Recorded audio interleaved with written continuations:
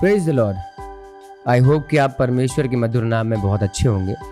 आज का कोई ऐसा टॉपिक परमेश्वर ने नहीं दिया है, बट हाँ कुछ बात मैं आपसे एक रिवाइवल के तौर पे करना चाहूँगा जो परमेश्वर ने मुझे दिया। जब हम चर्चेस में बैठते हैं या हम किसी सभाओं में बैठते हैं तो हम जो वचन सुनते हैं हम कितने हद तक अपनी लाइफ में उसको अप्लाई करते हैं। परमेश्वर जब कहते हैं कि मैं तुम्हारे साथ हूँ, इधर उधर मत ताको, मैं तुम्हारा परमेश्वर यहोवा हूँ, तो हम कितना भरोसा परमेश्वर पे करते हैं। क्या हम तब भरोसा कर पाते हैं जब हम एक किसी सिचुएशन में रहते हैं या हमारे ऊपर बहुत सी प्रॉब्लम्स आ जाती हैं, यानी कि हम एक किसी स्थिति में फंस जाते हैं, एक सिचुएशन में आ जाते हैं कि जब डिसीजन लेना हमारे लिए बहुत भारी पड़ जाता है, बहुत मुश्किल हो जाता है, तो क्या हम परमेश्वर की उपस्थिति में उस डिसीजन को ले पाते हैं? तो क्या हम उस चीज को अपने ऊपर ग्रहण कर पाते हैं? मैं रिचुअल वर्ड जो यूज करता हूँ वो इसलिए करता हूँ, और मुझे लगता भी कि क्या हम अपने आप को इस तरीके से देख पाते हैं कि हम जब परमेश्वर की नजदीकी में आए तो हम उस रिचुअल को छोड़ के आए। जैसे एक बेटा अपने बाप से जब मिलता है, अगर सुबह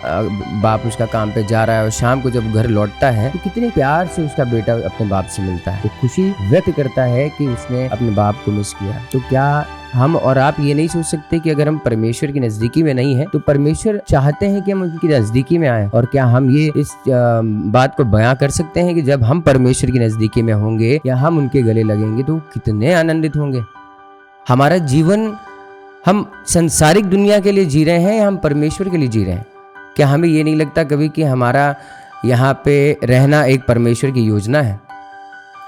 क्या ऐसा नहीं हो सकता कि हम वचन की भूख में रहें या वचन को खोजते रहें? तो जो आज का वचन परमेश्वर ने दिया है वो यूहन्ना 6 उसका 35 आयत है, जहाँ पे इस प्रकार से लिखा है, यीशु ने उससे कहा, जीवन की रोटी मैं हूँ, जो मेरे पास आता है वो कभी भूखा ना होगा, और जो मुझ पर विश्वास करता है वो कभी प्यासा ना होगा। कितनी खूबसूरत बात परमेश्वर ने खाने पीने की भी कर दी। अब ये आत्मिक भूख है और ये आत्मिक पीना है।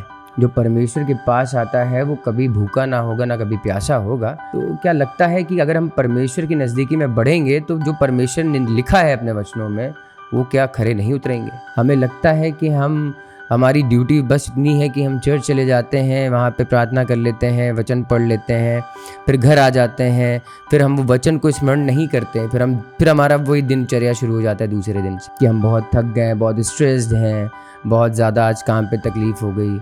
क्या हम कभी परमेश्वर का इस चीज़ के लिए धन्यवाद करते हैं कि जो स्थिति में हम गए थे उसी स्थिति में वापस आए हैं? रास्ते में बहुत सी ऐसी चीज़ें हो सकती थी कि नहीं हुई, क्योंकि परमेश्वर को आपका ध्यान है, क्योंकि परमेश्वर के स्वर्गदूत आपके साथ हैं। जब उनका वादा है तो वो पूरा भी करेंगे, बट हमारी भी कुछ जिम्मेदारी है परमेश्वर के प्रति। मुझे लगता है कि वचन को सुनना बहुत बड़ी चीज़ है, उसका आदर करना उससे भी बड़ी चीज़ है। हम वचन पढ़ते हैं फिर प्रार्थना करते हैं, क्योंकि कॉम्बिनेशन है, पहले वचन पढ़ेंगे फिर प्रार्थना करेंगे। मैं बस इतना कहना चाहता हूँ कि समय नज़दीक है, परमेश्वर की ओर मुड़ना ही हमारे लिए बहुत बेहतर डिसीजन है। वचन की भूख में रहें, परमेश्वर से प्रार्थना करें।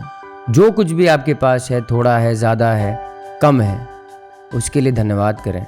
वो दृष्टांत याद है आपको जब परमेश्वर ने 5000 पुरुषों को खाना खिलाया था? कितनी अमेजिंग बात है परमेश्वर की, कितना बड़ा अनुग्रह था परमेश्वर का। और लोगों को तब भी यकीन नहीं हो रहा था जब खाना बच गया था, और इतना खाना बचा था कि बहुत लोग खा सकते थे। तो जब परमेश्वर वहाँ पे उस समय पे उन लोगों के लिए कर सकते थे, तो आज की डेट में हम परमेश्वर की तरफ क्यों नहीं मुड़ सकते हैं? हालांकि बात बिल्कुल सही है कि अभिलाषाएं हैं, संसारिक चीज़ें हैं, टेंशन है, परेशानियां हैं। परेशानियां कभी परमेश्वर नहीं देते। एक बार बस परमेश्वर की तरफ मुड़िए, परमेश्वर आपको अबंडेंस में, आपको एक बहुत आयत से भरपूरी देंगे, आशीष देंगे। वचन को जब सुनते हैं तो उसको ग्रहण करें, क्योंकि ये सही समय है रिवाइवल का, और ये परमेश्वर की ओर से। प्रार्थना में रहें, लगे रहें, वचन को पढ़ते रहें, वचन से प्यार करें।